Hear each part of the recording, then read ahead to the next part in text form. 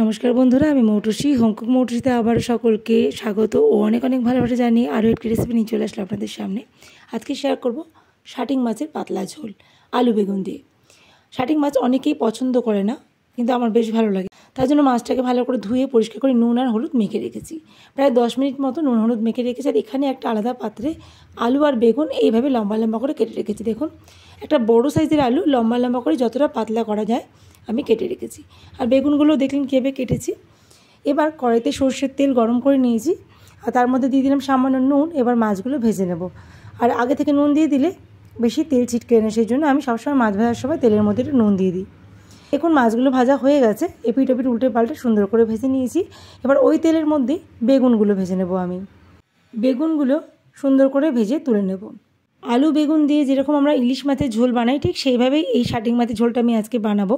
বেগুনগুলো লাল লাল করে ভেজে তুলে নিয়েছি আমি। তারপর ওই তেলের মধ্যে দিয়ে দিলাম কালো জিরে ফোড়ন।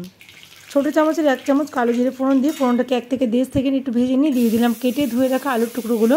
আর আলুগুলো নুন আর হলুদ দিয়ে মেখে রেখেছিলাম। এবার আলুগুলো সুন্দর করে ভেজে নেব। আর দেখুন, বেগুনগুলো এরকম করে ভেজে তুলে রেখেছি। আলুগুলোর মধ্যে যতক্ষণে সুন্দর একটা রং চলে আসে ততক্ষণ কিন্তু আলুটাকে ভাজতে হবে। মানে গোল্ডেন ব্রাউন করে আলুটাকে ভেজে নিয়েছি। আলুর মধ্যে দেখুন একটা ভাজা ব্যাপার চলে এসছে।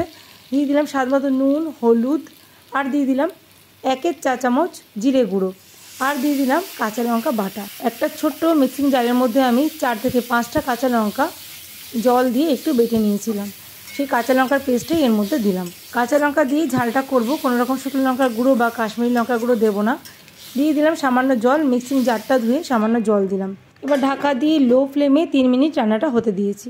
3 মিনিট পর ঢাকাটা খুলে নিয়েছি। দেখুন, মশলাটা ভালোভাবে কষে গেছে আর আলুটাও বেশ সেদ্ধ হয়ে গেছে। এইভাবে কষাতে কষাতে আলুটাকে সেদ্ধ করে নিতে হবে। তো দেখুন কত সুন্দর কষানো হয়ে গেছে, তেল ছেড়ে দিচ্ছে। এই সময় দিয়ে দেবো আমি জল।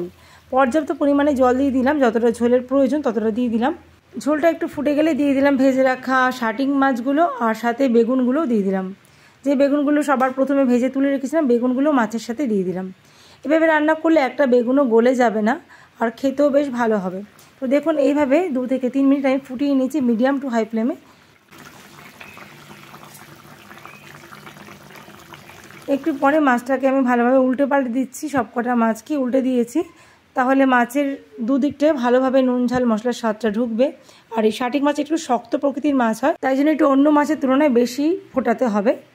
2 থেকে 3 মিনিট ভালো করে ফুটিয়ে নিয়েছি ঝোলটা। আর দেখুন, দেখতে কত সুন্দর হয়েছে। খুব সামান্য তেল মশলায় আলু বেগুন দিয়ে শাটিং মাছের ঝোল রেসিপি আমার তৈরি হয়ে গেল। কেমন লাগলো বন্ধুরা রেসিপিটা অবশ্যই কমেন্ট বক্সে লিখে জানাবেন। আর এই মাছের ঝোলটা গরম গরম ভাতের সাথে খেতে দারুণ লাগে, একদম ইলিশ মাছের ঝোলের মতো। যারা শাটিং মাছ খেতে পছন্দ করে না, তারা এইভাবে রান্নাটা ট্রাই করে দেখতে পারেন। ভালো লাগলে ভিডিওতে একটা লাইক দিয়ে যাবেন। দেখা হবে আবার।